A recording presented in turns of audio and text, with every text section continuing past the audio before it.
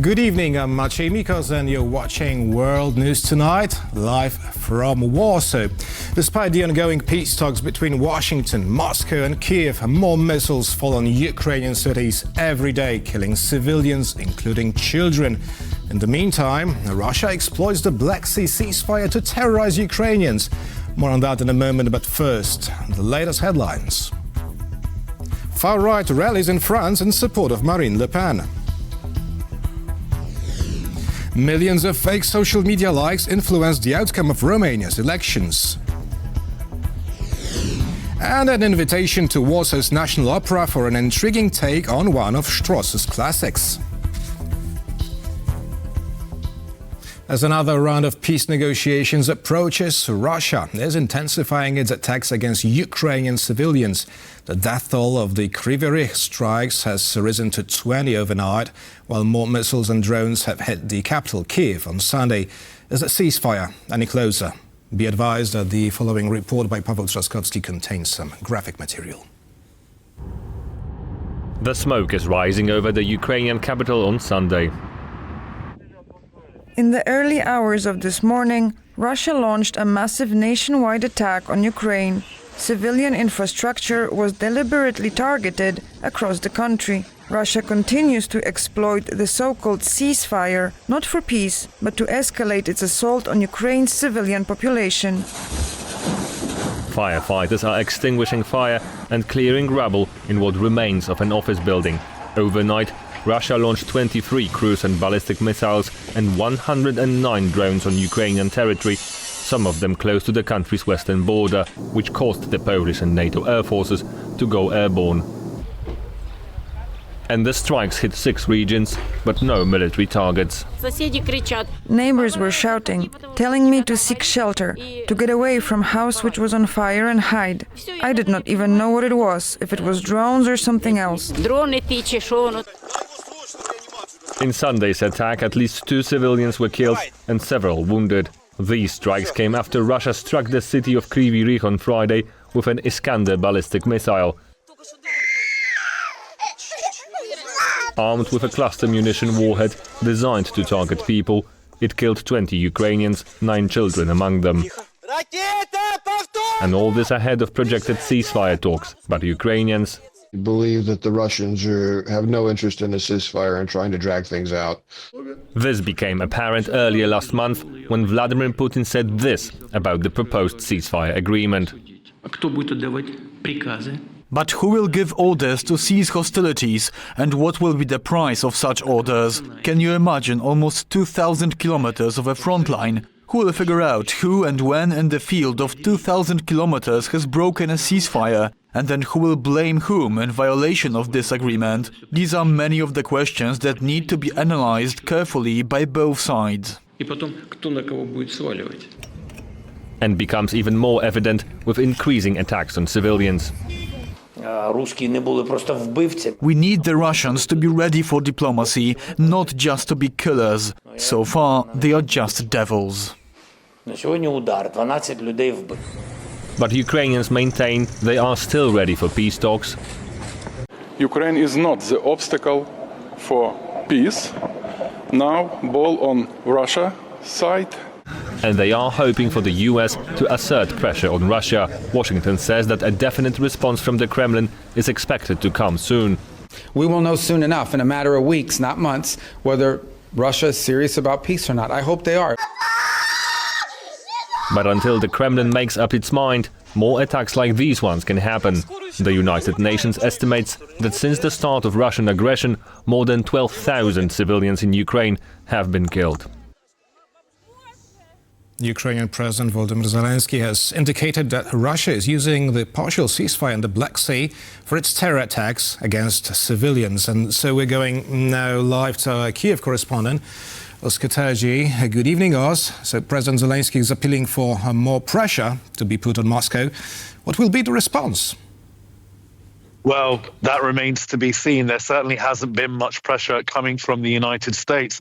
Now, President Zelenskyy pointed the finger of blame towards the Russian forces moving in the Black Sea area. Remember, this was supposed to be part of the proposed ceasefire proposals put forward by Washington towards Moscow that haven't come to fruition. Let's take a listen to what President Zelenskyy had to say in his statement released on Telegram earlier on Sunday. Missiles launched from the Black Sea were among those used in today's attack. Our allies know which vessels and which part of the sea they were launched from. This is one of the reasons why Russia shuns diplomacy, why Russia doesn't agree to an unconditional ceasefire.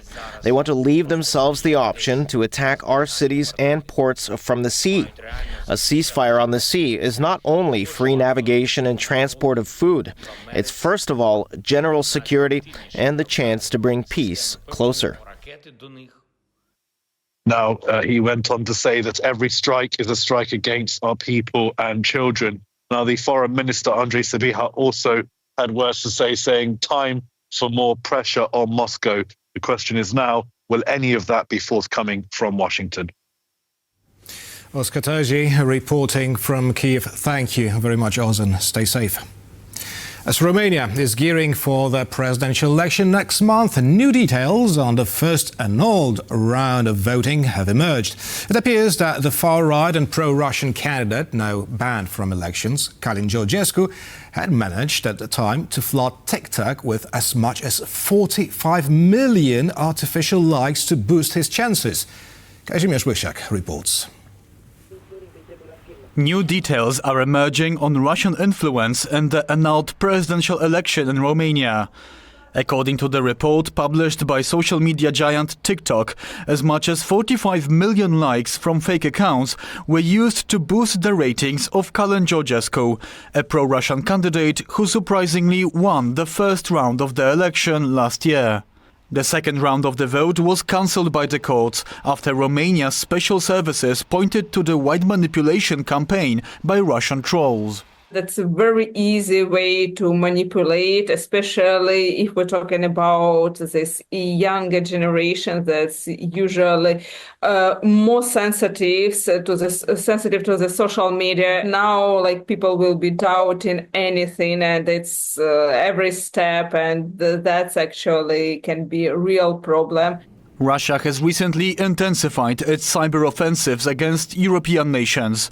As Poland is heading to a crucial presidential election in May, it's now a target of these attacks as well.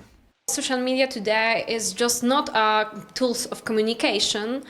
They are a battleground for democracy. We see Russian intelligence services now. They have been influenced the public opinion in Poland the same way in Romania. On TikTok's official website, you can find evidence of these efforts. Under Poland, you can see the platform pinpointed a network of at least 12 people in February alone, who have been creating fake accounts in order to make coordinated and directed posts supporting a Polish politician. According to experts, the problem is much bigger than that. The problem is that algorithms which are used to increase the viewability of the content on such platforms are the perfect tool for misinformation. Because when someone is interested in certain type of informations, for example, far-right, let's say, narrative, then the system will try to find a similar stuff for the person, assuming that the person would like it. So he or she will see more of those, and when it happens, such a person would believe that this is the view of the whole world. The TikTok website also fails to mention which politician in Poland received this support. But the candidate with the largest following on TikTok is the far-right Sławomir Mencen, who has drawn in young voters while echoing Russian narratives. Here he is at an election rally on the attack over Ukrainians coming to Poland. They are coming here, purchasing prescription medicine reimbursed by the state and then going back to Ukraine. That's medical tourism at our expense. This needs to stop. While Mencen is currently third in polls, the two leading candidates are also present on social media. Warsaw Mayor Rafał Trzaskowski, the ruling coalition's main candidate who boasts the greatest support in the surveys, is no stranger to short video formats. We've just arrived at the house of Mr. Wojtek, who supported us through a paid text message to receive our campaign poster.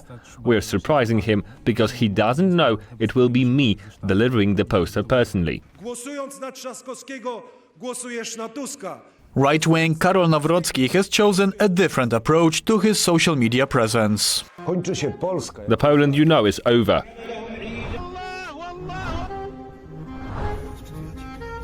It is being flooded by migrants from Africa and the Middle East sent to us from Germany.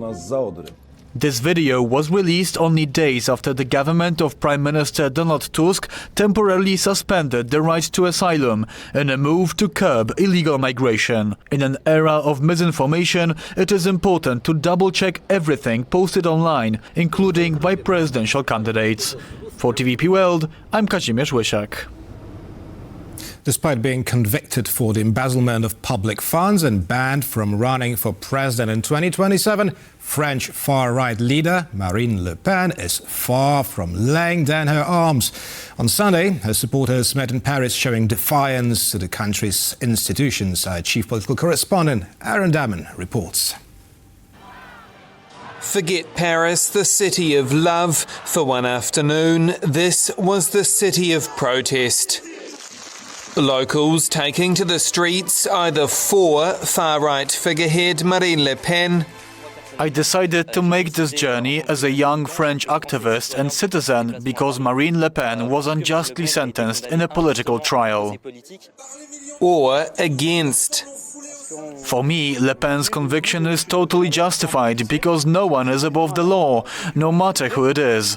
The fact that the far right is going against this decision is grotesque.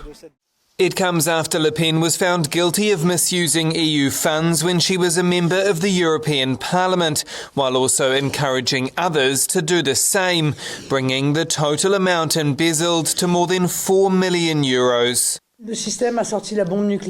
The system brought out the nuclear bomb, and if they are using such a powerful weapon against us, it is obviously because we are on the verge of winning the elections. Let me be very clear, we will not back down. And on Sunday, she doubled down. Our code of conduct will never be about brutalization that will be costly to other political groups, but rather a pacifist one like that of Reverend Martin Luther King. But whatever Le Pen's defence, she will likely pay a politically devastating price, banned from running for office for 5 years, including in the 2027 French presidential election. That's subject to an appeal, which is set to be heard next year.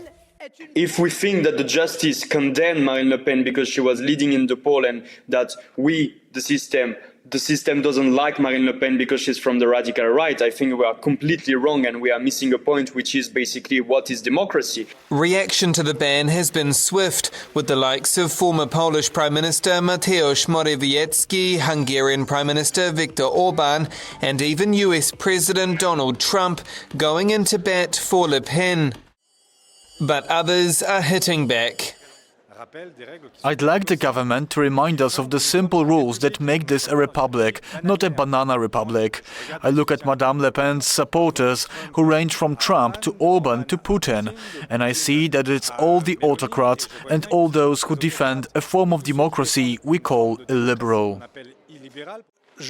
I will not let it be said here that our democracy would be put in danger by the judicial authority. That is not true.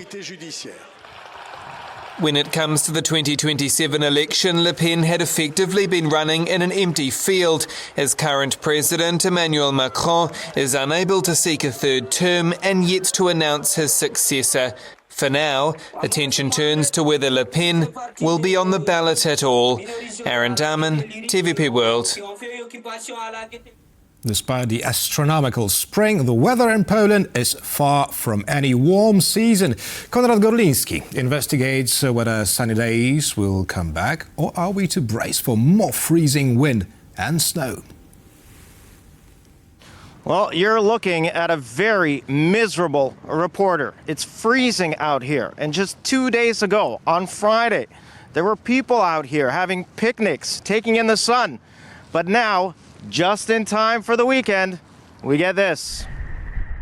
This was the scene in Warsaw on Saturday, just a day after a few beautiful spring days. The city experienced temperatures near 0 Celsius, accompanied by a combination of rain, snow, and even hail at some moments. with winds gusting from the north up to 80 kilometers per hour. On Friday was awesome. So this is too much shock for me. Warm to much cold. Spring is fantastic in terms of the weather. One day it's sunny and the next day it's snowy. We're from Spain, so we're used to hotter weather. We were looking for some clothes to get protected from weather, but it was hard to find. It's Sunday, so shops are closed. I'm from a warm country, and here I see that it's a little bit cold. It's very windy now. It's very cold. Well, Saturday was very weird. Warsaw was not the only victim of this weather system. Down in the Tatra Mountains in the tourist hotspot of Zakopane, residents and tourists alike were greeted with 24 centimeters of fresh snow on Saturday. The entire Podhala region saw winter's return. The temperature at the peak of Kryvyi Rih mountain dropped to minus 14 degrees Celsius. A lot of snow is falling, and more may be on the way. So tourists are being warned of possible snow blizzards and dangers of an avalanche. The frigid weather system didn't only hit Poland. The entire region is suffering, from the Baltic all the way to the Black Sea. Farmers in Romania are worried that flowering fruit trees risk freezing and fear they'll have an underwhelming harvest this season. Well, things look pretty calm right now, but this isn't over yet. We still might be in for some surprises overnight. There are 3 more warnings for heavy snow in the east and southeast of the country, especially during the night in the Lublin province and the Subcarpathian region. About 5 centimeters of snow are expected there and up to 10 centimeters in the mountains. Well, longer term, this cold snap could last well until the end of the week. But there is hope that next weekend we will have a chance to finally get those barbecues out. Konrad Gorlinski, TVP World. And now let us take you to the show. The National Opera in Warsaw is staging one of Strauss's classics, Ariadne on Naxos. But the show, brought to you by director Mariusz Treliński, is certainly not what you would have expected.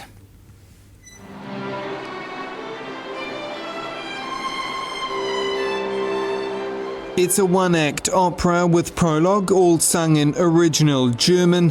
What's new is setting its action in the future. The opera is divided into 2 parts. First part is it shows rehearsals for an opera, Ariadne on Naxos, and the second one is the actual opera. So it's a really interesting combination, of the 2 stories, and we wanted to show how they connect.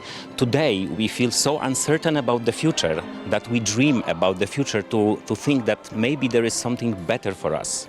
Because today, when we feel about next year or next 10 years, we are scared. So I think that this imagination, collective imagination, also tells us to explore these ideas of the future.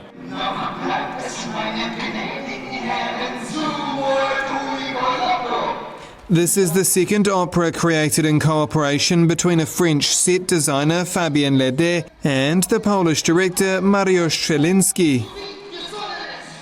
I think it's not so post-apocalyptic. I think it's more optimistic as architecture, but still there is some darkness because the play is quite dark. The characters are in some kind of trouble, so for sure it makes the play a little bit more dark and sad, let's say, but the architecture itself, it's not post-apocalyptic.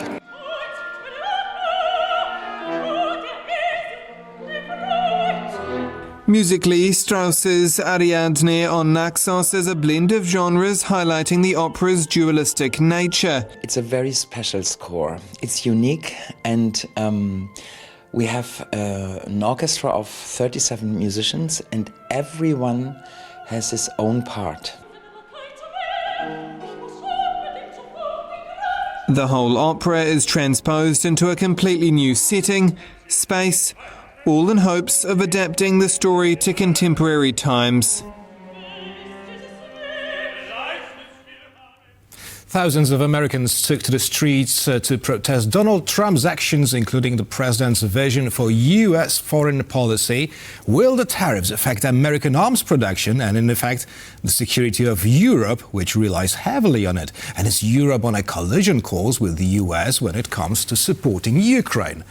To talk about this and more, we're joined by Diane Francis, columnist, political commentator and senior fellow at the Atlantic Council. Good evening. Good evening. So, EU is pumping huge sums into reviving its own defense industry. That comes after repeated calls from Washington that it has to pay more for its security. On the other hand, the US would prefer Europeans to buy American-made weapons as they used to. And on top of that, Donald Trump introduces tariffs, which can largely hit the bilateral trade, including weapons, of course. So how is Europe to act in this regard? Well, I think Europe is in the same boat everybody else in the world is in. Trump has decided to weaponize tariffs to seize the control over the world trading system. And he's now going to go about dictating the tariffs to nations that they can charge America or that America will charge them. And there's always going to be strings attached.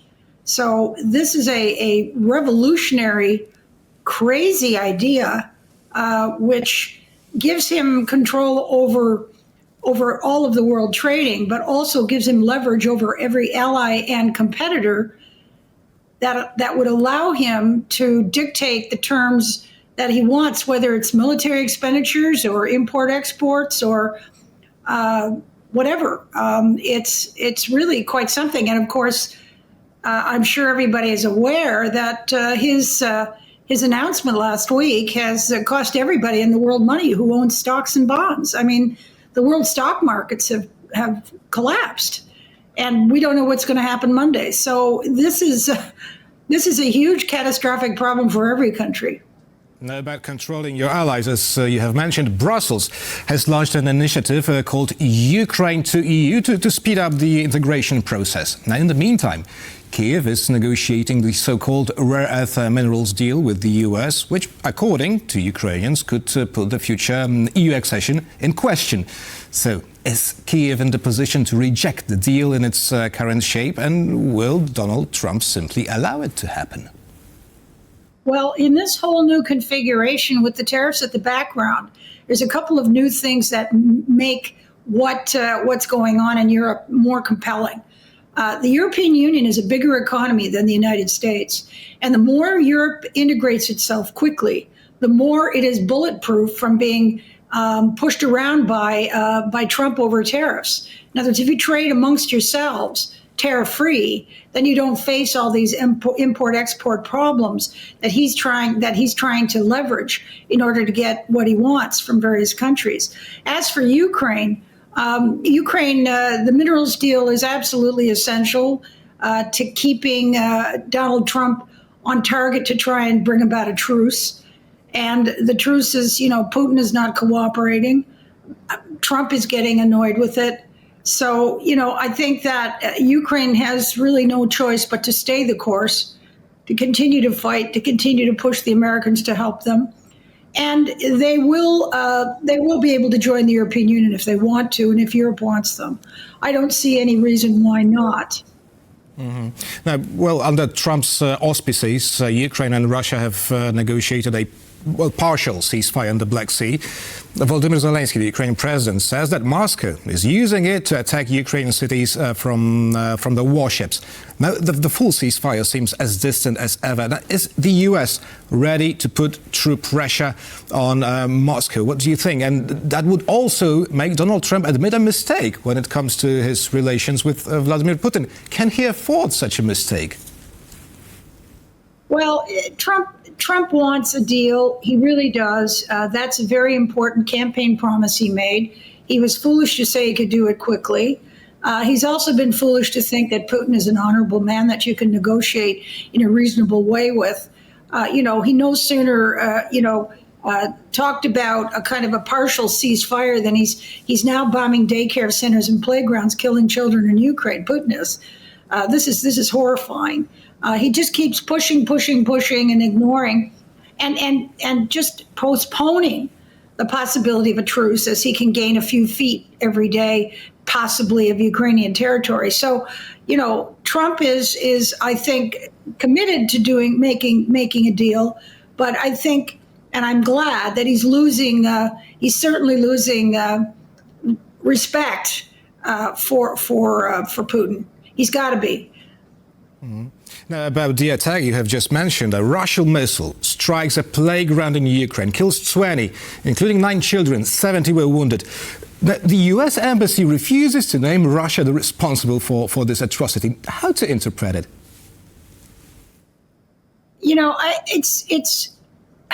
It's cowardly. I think it's cowardly. I mean, if they're the culprit, they should be outed. And but the Americans are Putin. The game that they seem to be playing in these negotiations is to, and we saw it, beat up Zelenskyy so that he doesn't ask for too much, make him malleable and agreeable to almost any truce, and then soften up and be nice to Putin in the hopes that he will make a deal. Well, Zelenskyy is. I thought it was disgraceful what they did to Zelenskyy. It's a heroic country. And I think that everybody is realizing, including Trump, that buttering up Putin doesn't make him a nice guy. He'll never be a nice guy. He's a monster. He's a mass murderer. And he has to be treated very quickly. And when he does something like have his people purposely destroy 20 little children, despite talking peace truce, that has to be outed. And action should be taken of some kind. Now, he's threatening the oil price sanctions. That's the way to stop Putin. He keeps holding it over his head. It's not working. So he's going to maybe have to just do it. Now, I hope he does. Mm-hmm. To be perfectly honest, today the American side said this was the Russian missile that killed 9 children in Kryvyi Rih. But it took some time, nevertheless. Now, British and the French delegations of the so-called Coalition of the Willing are discussing future peacekeeping mission in Ukraine. It's something very much against the Kremlin, which has already said this means basically war with NATO. Now, does it mean that Europe is no longer afraid of Putin rattling his saber? Oh, I don't know.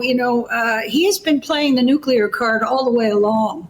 He moved nuclear weapons, tactical nuclear weapons into Ukraine during the war. He's always, and Medvedev goes around tweeting out that, we're going to drop the big one on somebody, all of that sort of thing. I think that their bluff has been called. I think their red lines have been crossed and nothing's happened. So I think it's safe to assume that Britain and France will probably put together some kind of coalition force or coalition of the willing or whatever you want to call it, and that there will be boots on the ground from Europe. Europe has to do this. It has to do this because it's the only way that Putin will finally realize that he's got about as much as he can ever get. Now, we've begun with tariffs, and let's also conclude with them too. One of Donald Trump's closest associates, by the way, the one whose policies were protested yesterday in the US, Elon Musk, said right after the announcement of tariffs that he wishes for a zero-tariff situation between Europe and the US. Now, is Tesla owner to rebel against his president? Well, I think that you're seeing what's going to be happening. Americans are horrified. Republicans and Democrats alike. Everybody's horrified. Anybody who has a stock market portfolio is looking at having lost 5 to 10% of their net value. This is very scary. People are on edge and anxious all across the country. Even if they don't own stocks, they know somebody who does. Companies don't know what to do. If you're a company, a multinational company like Elon Musk, it's no surprise, and I'm glad he's coming forward. He's not one of the guys who proposed this tariff nonsense. He's a guy who has to live with the consequences. Tesla buys and sells parts and cars all over the world with all kinds of countries, despite differing tariff barriers. And this is a nightmare for a company like him. And he's just saying, who's this guy, Peter Navarro, who thought of this idea? This is a bad idea. And, Europe and the United States, forget tariffs altogether. Let's just go to free trade completely again. So, I think he's going to be instrumental in maybe getting rid of the tariff policy, or maybe Trump pulling back on it somewhat. But it's open warfare, and I think it's a healthy sign. We'll see in the close future. Diana Francis, a columnist, political commentator, senior fellow at the Atlantic Council, was our guest this evening. Thank you very much. You're welcome. Thank you. And thank you for watching, and stay with us for much more here on TVP World.